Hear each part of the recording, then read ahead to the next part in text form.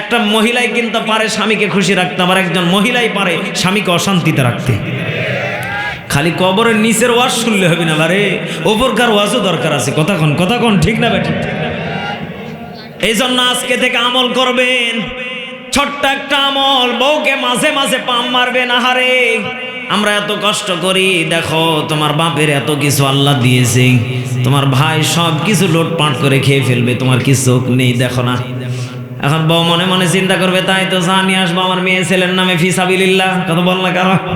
মা মরে গেলে আর যাওয়া বন্ধ। কথা বল না কেন? বাপ মরে গেলে যাওয়া বন্ধ। মা বোনেরা এদিকে তাকান, আমাকে তো ভালো করে দেখতেছেন। যতদিন পর্যন্ত স্বামীর ঘরে আছেন, যদি মনে করেন আমার স্বামী আমার সব, আমার ছেলে মেয়ে আমার সব, বাপের বাড়ির থেকে যা পারেন যৌতুক না মনে করে নিয়ে আসেন, লস নেই। কথা বল না কেন? কারণ লাভে লাভ, আমার যুবক ভাইয়েরাও শান্তিতে থাকতে পারবে, আর সাথে বাচ্চা কাচ্চাও সুন্দর থাকবে। কথা বলেন না কেন? অটোমেটিক ফ্যামিলিতে শান্তি দিয়ে দিবেন কে? আরো জোরে বলেন কে? আর এখনকার যুবক যারা আছে, বউকে মারতে মারতে আব্বাটা কে ফেলে যৌতুকের কারণে। কথা বল না কেন? যদি R15 তোর বাপ না দেয়, যে 20-এর বোতল খেয়ে ফেললাম, যা করার করিস, এখনো মনে মনে চিন্তা করে আল্লাহ করলামটা কি, বিয়ে করে কি পাপে পড়লাম। বাপের বাড়ির যে বলে তোর যা মন চাই কর, আমি থাকলাম। কথা বল না কেন? জোর করে কারো মন পাওয়া যায়? আরে ভাই কায়দা খাটাল লাগবে, বারে কি খাটাল লাগবে? কথা কয় না? কায়দায় মার দিলে, সিস্টেমে মার দিলে অটোমেটিক ঘর ভর্তি হয়ে যাবে রহমত। সুবহানাল্লাহ পড়েন। আল্লাহ পাক বলেন, এই মানুষকে আমি আল্লাহ সম্মান দিয়ে বানিয়েছি। এই বান্দা যখন মানুষের কাছে যখন ছোট হয়, মানুষের কাছে যখন ছোট হয়, তখন আমি আল্লাহ নিজে লজ্জিত হয়ে যাই। চিৎকার মেরে বলেন নাউজুবিল্লাহ। তাহলে বলেন তো দেখি, ছোট হওয়া যাবে কার কাছে? দুনিয়ার কারো কাছে ছোট হওয়া যাবে? আল্লাহ রাব্বুল আলামিন বলেন, ফাআতাবাহুমুল্লাহু বিমা ক্বালু জান্নাতিন তাজরি মিন তাহতিহাল আনহার ওয়া যালিকা জাযাউল মুহসিনিন। সূরা মাইদা 7 নম্বর পারা 1 নম্বর পৃষ্ঠা 5 নম্বর লাইনের 85 নম্বর আয়াত আপনি এটা পেয়ে যাবেন। মুফাসসিরিনে কেরাম বর্ণনা করেন, আল্লাহ পাক বলেন, বান্দারে ফাআসাবাহুমুল্লাহ, আমি আল্লাহ তোমাদেরকে সবাইকে আমি আল্লাহ সম্মান দিয়ে পাঠিয়েছি। বলেন তো দেখি সম্মানটা দিয়েছেন তিনি কে? আর জোরে বলেন কে? আল্লাহ পাক বলেন, এই সম্মানটা ফাআসাবাহুমুল্লাহ আমি আল্লাহ নিজে দিয়েছি।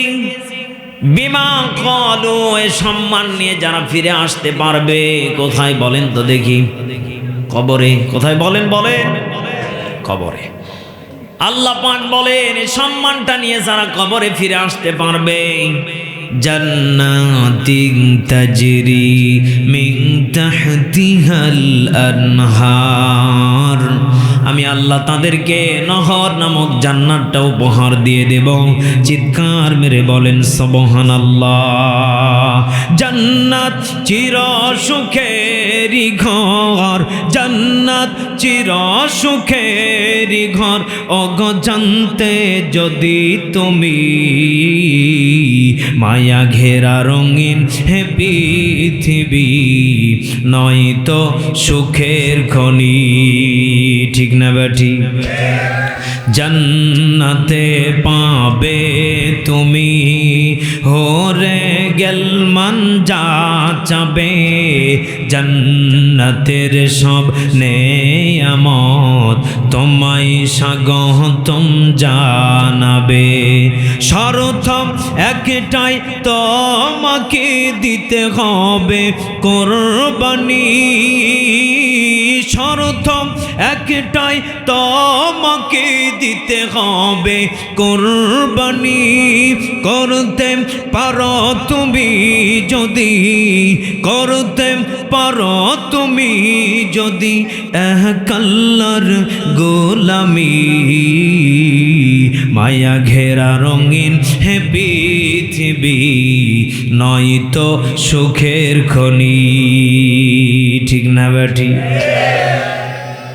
কলিজার টুকরা বাবাসিরা, তাহলে বলেন তো দেখি, এ দুনিয়া কি সুখের? বলেন বলেন। অশান্তিতে আছেন এমন মুসলমান মনে হয় নেই।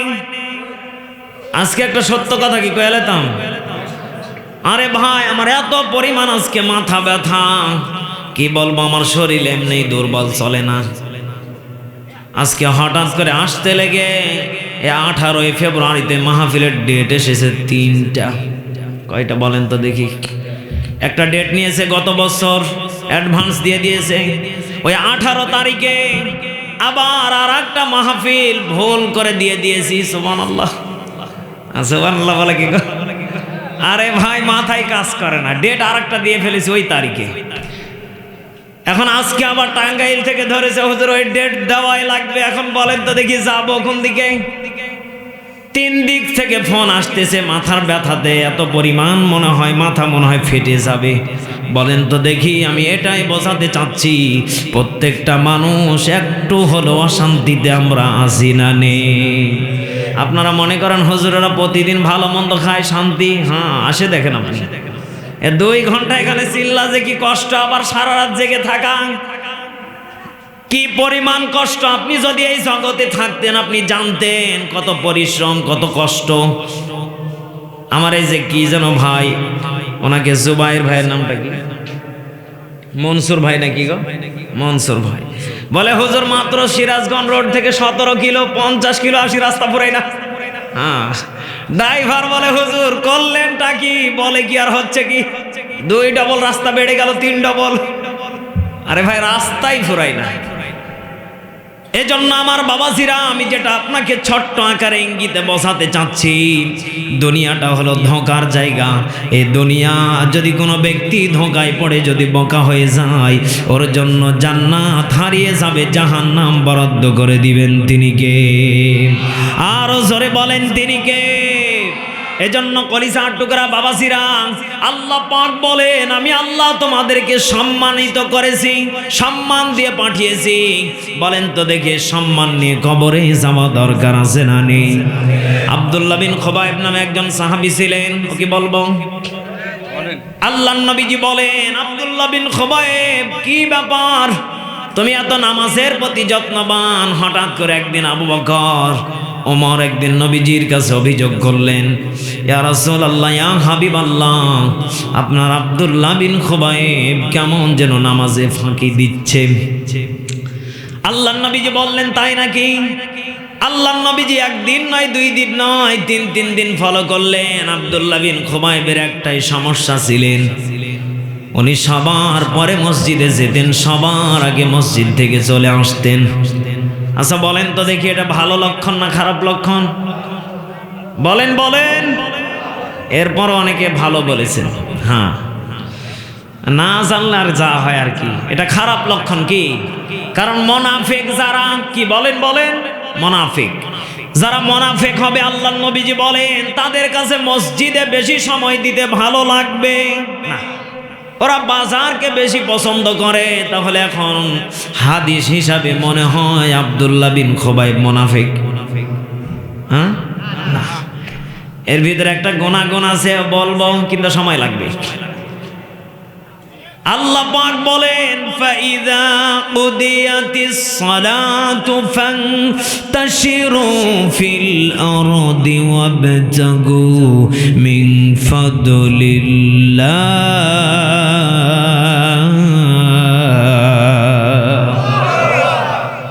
আল্লাহ রাব্বুল আলামিন জানিয়ে দিলেন, হে আমার বান্দা বান্দিরা, নামাজ পড়ো, সালাত যখন শেষ হয়ে যাবে, ফান্তাশিরু ছড়িয়ে পড়ো, ওয়াবতাগু মিন ফাদলিল্লাহ, আমি আল্লাহর জন্য। কার জন্য বলেন তো দেখি? আমি আল্লাহর জন্য। কি খুঁজবে? কেন বের হবে? তোমাদের যে রিজিক, তোমরা যে খাবে, যেটা পড়বে, এটার সন্ধানে তোমরা বেরিয়ে পড়ো জমিনের বুকে। বলেন তো দেখি, আপনার কোটি কোটি টাকাও যদি পকেটে থাকে, আর যদি আপনি কর্ম না করেন, অটোমেটিক এই টাকা একদিন ফুরিয়ে যাবে। কথা বল না কেন? এজন্য আল্লাহ পাক বললেন, নামাজ পড়ো, নামাজ ছাড়া যাবে, নামাজ আগে, এরপরে কর্মজীবন। হুকুম দিলেন কে? আমার দেশের এমন মুসলমান আছে, হুজুর নামাজ পড়বো কি, কর্ম করার করতে করতে এত পরিমাণ ব্যস্ত, নামাজের সময় নেই। মানে ওই রকম হয়ে গেল যে গরুর গোস্ত হুজুর খাবো কি, আলু ভর্তা খেতে আমার জীবন শেষ। হ্যাঁ, আপনি যদি আলু ভর্তা খেতে খেতে যদি আপনি গরুর গোস্তকে যদি মনে করেন এটা আলুর ভর্তা, বলেন তো দেখি, এদেশে এমনও মানুষ আছে দুনিয়া পাওয়ার পরে আখেরাতকে গরুর গোস্ত যে পড়ে আছে ও আলু ভর্তা মনে করে চালিয়ে দেয়। কথা বল না কেন? এটা যারা মনে করেন যে দুনিয়ায় আসল গোস্ত তো পড়ে আছে, তো ক্ষণিক, আসলটা আছে। কথা বল না কেন? এই জন্য আমার বাবাজিরা, আমার এই ব্রেন থেকে যতটুকু আমি গবেষণা করে পেয়েছি, বিজ্ঞান মুফাসসিরিন একরাম বলে, কোনো ব্যক্তি যদি চিন্তা চেতনা করে, আমাকে দুনিয়াতে পাঠিয়েছে আল্লাহ অল্প সময়ের জন্য, আর ক্ষুধা নিবারণের জন্য কিছু রিজিক দিয়েছেন। বলেন তো দেখি, আমার দেশের এমন মানুষকে আমি দেখেছি 20 দিন পর্যন্ত না খেয়ে থাকার পরও মানুষ মরে। আরো জোরে বলেন, মরে না। তাহলে একদিন যদি আপনি গরুর গোস্ত না খান, আপনার পেট মনে হয় মরে যাবে, আপনার বিবেক মরে যাবে। আল্লাহ পাক বলেন, হে বান্দা বান্দিরা, জান্নাতের যেটা নিম্ন খাবার হবে সেটা মাছের কলিজা, মাছের ভুনা। সুবহানাল্লাহ বলেন।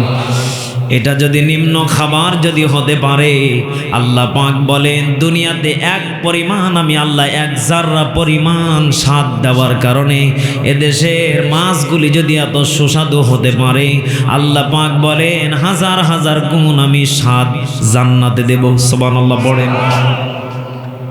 এজন্য বলেন তো দেখি, দুনিয়া আগে না আখিরাত আগে?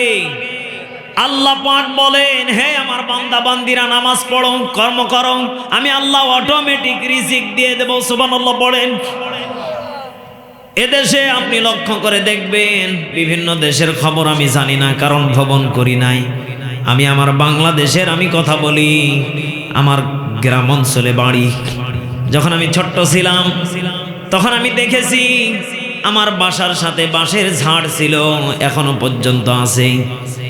এ বাঁশের ঝাড়ে সকালবেলা যখন আমি উঠতাম, স্কুলে যখন আমি যেতাম, স্কুলে যাওয়ার আগ মুহূর্তে আমি সকালবেলা যখন প্রাইভেটে যেতাম ফজরের নামাজের পরে, তখন আমি দেখতাম পাখিগুলি কিচির মিচির করতো। কথা বল না কেন? তখন আমার ছোট্ট বয়স, হাফ প্যান্ট পরে থাকতাম, এই অবস্থায় আমি স্কুলে যেতাম ছোট্ট একবারে। তখন 7 থেকে 8 বছর বয়স হবে। 9 বছর যখন আমার বয়স, তখন বুঝতে শিখলাম দুনিয়াবি শিক্ষা পড়ে লাভ নেই। মাদ্রাসার বাচ্চাগুলি জুব্বা টুপি পরে আমাদের গ্রামে ঘুরতে আসতো, আমার দেখে খুব ভালো লাগতো। আমি বললাম, বাবা আমি ভর্তি হব। সুবহানাল্লাহ পড়ে। আমার বাবা মূর্খ মানুষ, বলে বাবা এগুলি পড়ে কি হবে, ওরা তো ভিক্ষা করায়। আমার বাবা আমাকে বলতেছে, না ভিক্ষা করা কার যায় করা আমার ভালো লাগে, ওদের চেহারাগুলি দেখলে কেমন যেন মজা লাগে। কথা বল না কেন? জুব্বা টুপি যারা পরে থাকে, পাগড়ি পরে থাকে, দেখবেন চেহারার ভিতরে অটোমেটিক নূর দেখা যায়। বলেন তো দেখি, জুব্বা টুপি পরা মানুষগুলিকে মন থেকে বলবেন ভালো লাগে কি লাগে না? চেহারাটা মনে হয় আমার রসুলের চেহারা যেন ভাসতেছে। কথা বলেন ঠিক না ভাই? কলিজার টুকরা বাবাজিরা, যেটা আমি বোঝাতে চাচ্ছি, এই পাখিগুলি কিন্তু কিচির মিচির করত। এই পাখিগুলি কিচির মিচির করতো না। যখন আমি ছোট্টবেলা থেকে মনে করতাম কিচির মিচির করতো, ঢেল মেরে পাখিগুলিকে উড়িয়ে দিতাম, কারণ কান ঝালাফালা করে ফেলতো। কথা বলেন ঠিক না বেটি? কিন্তু বড় হওয়ার পরে যখন আমি কিতাব পড়লাম, আল্লাহর কিতাবের ভিতরে আমি দেখলাম মুফাসসিরিন ইকরাম বর্ণনা করেন, এই পাখিগুলি কিচির মিচির করে না, এই পাখিগুলির জবান থেকে শুকর আদায় করতে থাকে, আল্লাহু আকবার, আল্লাহু আকবার। বলেন তো দেখি, জিকির করে কার? পাখিগুলি আল্লাহর নামের ডাক নিয়ে বের হয়ে যায় কোথায়? বলেন তো দেখি। ঘুমাতে নাকি? রিজিক রিজিক। এই পাখিগুলি রিজিকের সন্ধানে বের হয়ে যায়। পাখিগুলি যখন রিজিকের সন্ধানে বের হয়ে যায়, আমরা কত মানুষে পাখিগুলিকে ঢেল মেরে মেরে ফেলি, কথা বল না কেন? কত মানুষ শিকার করে ফেলে। এই পাখিগুলি যখন আবার কর্ম শেষ হয়ে গেল, রিজিক যখন খাবার যখন পেট ভরে যায়, সন্ধ্যার আগ মুহূর্তে আবার পাখিগুলি গাছের ডালে বাঁশের ঝাড়ে চলে আসে, আবার কিচির মিচির করতে থাকে। আমি ছোটবেলা মনে করতাম এই পাখিগুলি কেন এত কিচির মিচির করে, এরা মনে হয় মারামারি করে। কিন্তু মুফাসসিরিন ইকরাম কিতাবের ভিতরে বর্ণনা করেন পাখিগুলি কিচির মিচির করে না, ও সুস্থভাবে আল্লাহর জমিন থেকে রিজিক খাওয়ার পরে ওর জায়গাতেও ফিরে আসার পরে শুকর আদায় করে আলহামদুলিল্লাহ। সবাই বলেন আলহামদুলিল্লাহ। কিন্তু এই মানুষ নামক এই বোকা, এই জাতি, এই ধোঁকাবাজ, এই মানুষটাকে আল্লাহ এত দয়া করে মায়া করে বানালেন। এর ঘরে সিঙ্গার ফ্রিজ, অল্টন ফ্রিজ, ভীষণ ফ্রিজ, বসুন্ধরা ফ্রিজ আসেনি? দাদা ভাই আসেনি? আপনার ঘরে আছে? হ্যাঁ, এদিকে ঠিক আছে। দাদা ভাই কয় আমার ঘরও আছে। এখন বলেন তো দেখি, এই ফ্রিজে অটোমেটিক 1 মাসের খাবার তো আছে? মাশাআল্লাহ নেই। এই পাখিগুলির কোন ফ্রিজ আছে? এরপর সকালবেলা আল্লাহর নাম নিয়ে বের হয়ে গেল, সন্ধ্যাবেলা শুকর আদায় করলো। আর আমার দেশের মুসলমান, ওর ঘরে 1 বছর 2 বছরের খাবার থাকার পরও, 1 মাসের খাবার থাকার পরও একটা বারো এমনও মুসলমান আছে জবান থেকে একটা বারো বলে না আলহামদুলিল্লাহ। এমন ট্যাবলেট মার্কা মুসলমান আছে না? এখন বলেন তো দেখি, ওর জন্য মনে হয় রিজিক কনফার্ম। আল্লাহ পাক বলেন লাইন শাকারতুম লাযীদান্নাকুম ওয়া লাইন কাফারতুম ইন্না আযাবি লাশাদীদ। আল্লাহ পাক বলেন যারা শুকর পাওয়ার পরে, যারা রিজিক পাওয়ার পরে শুকর আদায় করলো না, তাদেরকে আমি আল্লাহ কঠিন আযাবের ভিতরে গ্রেফতার করব। চিৎকার মেরে বলেন নাউজুবিল্লাহ। এ দুনিয়াতে আল্লাহ একজন মহিলাকে জান্নাতি খাবার খাওয়াইছিলেন, তার নাম কি? রাবিয়া বসরি। বলেন বলেন না, মরিয়ম। লিল্লাহে তাকবীর। এই দেখেন মুরব্বী দাদা কাম সারছে, আলহামদুলিল্লাহ বলে। আমার দাদার মনোযোগ আছে, নামটাও মুখস্থ করে রেখেছে। দুনিয়াতে আল্লাহ জান্নাতি খাবার খাওয়াইছিলেন ঘরের ভিতরে তালা অবস্থায়। 3 দিন পর্যন্ত তালা অবস্থায় ঘরের ভিতরে বন্দী ছিলেন। ওই ঘরের ভিতরে জান্নাতি খাবার পাঠিয়েছিলেন তিনি কে? আরো জোরে বলেন তিনি কে? রাতের আধারে যারা সেজদাতে রয়, 2 চোখের শ্রুতে নদী যেন বয়।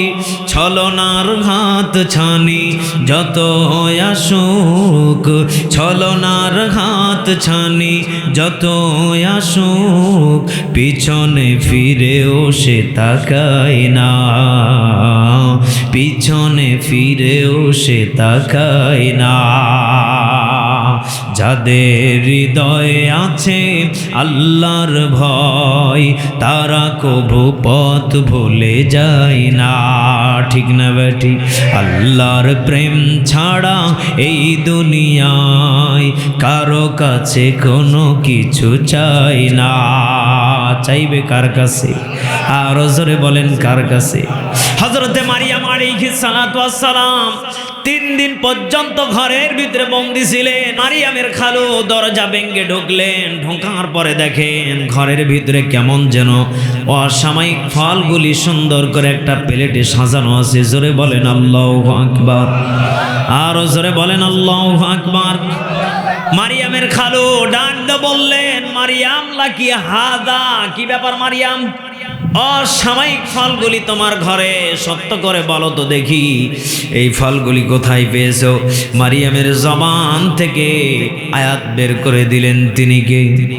মারিয়ামের জবান থেকে পবিত্র কোরআনুল কারীমের আয়াত নাযিল করে জানিয়ে দিলেন, ক্বালাত হুয়া মিন ইনদিল্লাহ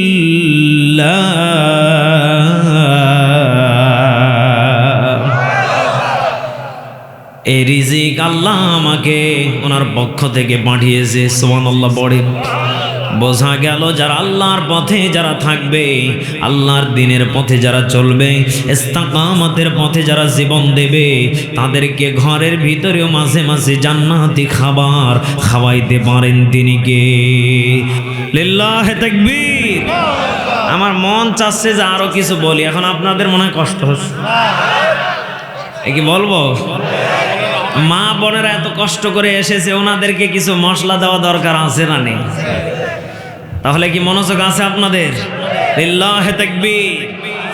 কলিজার টুকরা মা বোনেরা খেয়াল করেন, আল্লাহর নবীজি বলেন, ক্বালান নাবিয়্যু সাল্লাল্লাহু আলাইহি ওয়াসাল্লাম, আদ-দুনিয়া কুল্লুহা মাতাউল খায়র ওয়া খায়রুল মাতাঈদ দুনিয়া ইমরাতুস সালিহাত। জোরে বলেন আল্লাহু আকবার। আল্লাহর নবীজি বলেন, যদি কোনো মহিলা আমার বিবি খাদিজার সাথে জান্নাতে যেতে চায়, কার সাথে? আরো জোরে বলেন, কার সাথে? অফারটা মনে হয় ছোট হয়ে গেল। আল্লাহ নবীজি বলেন, আমার বিবি খাদিজার সাথে যদি কোনো মহিলা জান্নাতে যেতে চায়, দুনিয়ার বুকে বেশি না, মাত্র 4টা আমল করা লাগবে। কয়টা? এই 4টা আমল যদি কোনো মহিলা আমল করতে পারে, আল্লাহর নবীজি বলেন ওই মহিলাকে আমার বিবি খাদিজার সাথে জান্নাতে ঢুকিয়ে দেবেন। তিনি কে? আরো জোরে বলেন। 1 নাম্বার, কলিজার টুকরা মা বোনেরা খেয়াল করেন এদিকে। আল্লাহর নবীজি বলেন, স্বামী যখন বাহির থেকে আসবে, কোথা থেকে? আপনাদের মন আছে? স্বামী যখন বাহির থেকে আসবে, কলিজার টুকরা মা বোনেরা, আল্লাহর নবীজি বলেন স্বামীকে আনন্দ দেওয়া লাগবে। ওকে তা দেয়? বলেন বলেন, দেয় না? আপনি সারাটা দিন মাঠে কাজ করবেন, পরিশ্রম করবেন, এদিকে দেখবেন মা বোন মুরগি, হাঁস, বতক, গরু, ছাগল নিয়ে ব্যস্ত। কথা বলেন না কেন? আপনি দুপুর 12টা 1টার দিকে আপনি কর্ম শেষ করে বাড়িতে আসবেন। আসার পরে যদি বলেন, প্রাণের বিবি গো কই আছে, একটু দাও তো গামছা লুঙ্গিগুলা, তখন বলবে নিয়ে নাও। কোনো রকম ভাবে আপনি নিতে গেছেন, ওর কাছে গেছেন, দেখবেন এমন আমার দেশে মা বোন আছে ভাই, পাঁঠার মতো গন্ধ বের হয়। কথা বল না কেন? এত ঘেমে এসেছে, যাও গোসল করে আসো, তারপরে আমার কাছে আসো। এ কথা বল না কেন?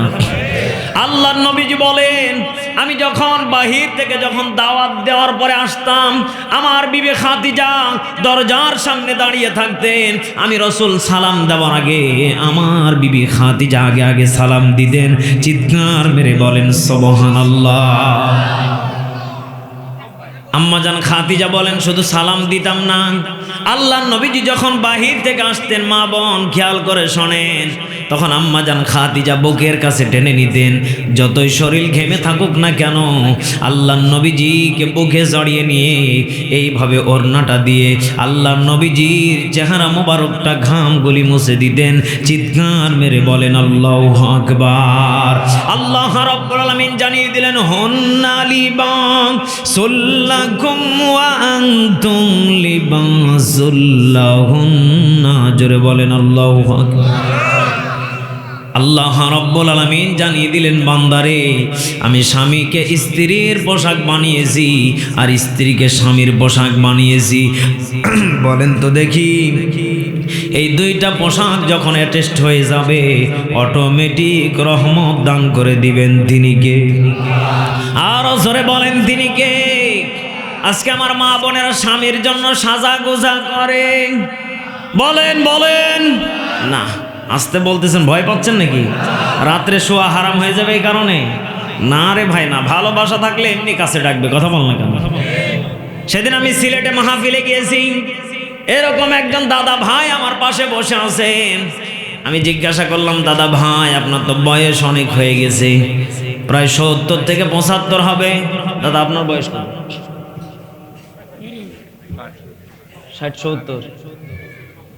70 বছর, ওনার চাইতে আরো বেশি 75 মতো হবে। ওনাকে বললাম, দাদা ভাই আপনি মারা যান, যা লাগে পরিবারের খরচ আমি দেব। উনি বলতেছে, দাদা ভাই আপনি বললেনটা কি? বললাম মানে আপনি মরেন, যা লাগে আমি দেব।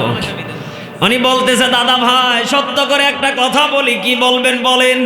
আমার এই দাদার সাথে মিল আছে কিনা তা জানি না, উনি আমার গায়ে হাত দিয়ে বলতেছে, দাদা ভাই আপনার দাদি এখনো রাত 1টা বেজে গেলে আমাকে পান বেটে খাওয়াই। সুবহানাল্লাহ পড়েন। আপনার দাদির ভালোবাসা এখনো ফুরায় নাই, আমি ওকে কিভাবে রেখে কবরে একা থাকবো? আপনি টের পাচ্ছেন? আর এখনকার অধিকাংশ যুবকেরা বিয়ে করার 10 মাস তো দূরের কথা, 2 মাস যায় না ডিভোর্স, তালাক। এ কথা বললে কেন? গতকালকে আমি মাহফিলে বের হচ্ছি, হঠাৎ করে আমার কাছে আমার মাদ্রাসায় 2 জন মহিলা আসলো। কয়জন আরো জোরে বল? প্রথমবার আসার পরে বলল, হুজুর আমার বেটার বউ বুঝতে পারে নাই, ডিভোর্স দিয়ে চলে গেছে, 4 বছর একটা বাচ্চা আছে, এই বয়সে ডিভোর্স দিয়ে চলে গেছে। আমি বললাম কয় বছর হয়েছে ডিভোর্স দেওয়া? কয় বেশি না, 7 বছর। ছেলে বিয়ে করেছে কয় না, মেয়ে বিয়ে করেছে কয় না, ওইভাবে আছে। এখন হুজুর কি করা যায়? বিয়ে কি করা যাবে? ইসলাম শরিয়া হিসাবে নিকাহ দিয়ে বিয়ে করা লাগবে। কয় ওরকম হলে তো আমি নেব না। হ্যাঁ, নেবেন কেন আপনি? আগে হুঁশ ছিল না। এরপরে আর একটা আসলো, আসার পরে বলে, হুজুর 3 মাস হয়েছে আমার বেটার বউ চলে গিয়েছে, ভালো লাগে না। 2টা এত বড় বড় ছেলে আছে, একটার বয়স 9 বছর, একটার বয়স 4 বছর। বলেন তো দেখি আমাদের সমাজে এখন অধিকাংশ এই ঘটনা ঘটতেছে কি ঘটে না? কলিজার টুকরা ভাইয়েরা, আমি একটা কথা আমি আপনাদেরকে আমলের নিয়তে জানিয়ে দিতে চাই। আল্লাহর নবীজির যদি এই কথাগুলি আমল করতে পারেন, কলিজার টুকরা মা বোনেরা, স্বামীকে মহব্বত করবেন, স্ত্রীকে মহব্বত করবেন। বলেন তো দেখি ছেলেদের জন্য স্ত্রীকে মহব্বত করা হুকুম, এটা কার? আরো জোরে বলেন কার? এজন্য আল্লাহর নবীজি বলেন, যদি কোনো স্বামী স্ত্রীকে খুশি করে, মহব্বত করে, আল্লাহ পাক বলেন অটোমেটিক ওই ফ্যামিলিটাকে জান্নাতি ফ্যামিলি বানিয়ে দেন তিনি কে?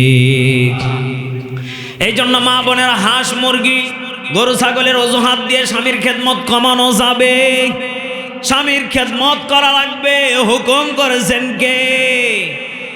কারণ আল্লাহ পাক বলেন সেজদা পাওয়ার মালিক আমি আল্লাহ। আর একবার যদি কাউকে সেজদা করার হুকুম দিতাম, দুনিয়ার কোনো পীর বাবাকে না, দুনিয়ার কোনো ভণ্ড বাবাকে না, হুকুম দিলে একমাত্র স্ত্রীকে স্বামীর পায়ের নিচে সেজদা দেওয়ার হুকুম দিতাম। চিৎকার মেরে বলেন আল্লাহু আকবার। এজন্য মা বোনদেরকে বোঝা লাগবে একটা স্বামীর দাম কম না বেশি? বলেন। এজন্য মা বোনেরা, স্বামীকে আনন্দ দেওয়া লাগবে, মাস্ট বি, এতে কোনো সন্দেহ। 2 নম্বর আমল হচ্ছে কলিজার টুকরা মা বোনেরা, যদি পারেন স্বামী যেটা খুশি মনে এনে দেবে সেটা খুশি মনে নেওয়া লাগবে। বলেন তো দেখি সিরাজগঞ্জ আন্ধার মানিক যুবক ভাইয়েরা সত্য করে বলো তো দেখি, আব্বা জানারা সত্য করে বলেন তো দেখি, আপনার স্ত্রীরা এটা কি খুশি মনে নেয়? হ্যাঁ, নেয় নেয়। ওই দেখেন একজন দাদা ভাই কই নেয়, আলহামদুলিল্লাহ। আমি বিভিন্ন জায়গাতে যাই, অধিকাংশ মানুষ কয় হুজুর নেয় না, টেনশনে আছি, একটু আমল শিখিয়ে দিয়ে যান। আল্লাহর নবীজি বলেন আমল হচ্ছে এইটা।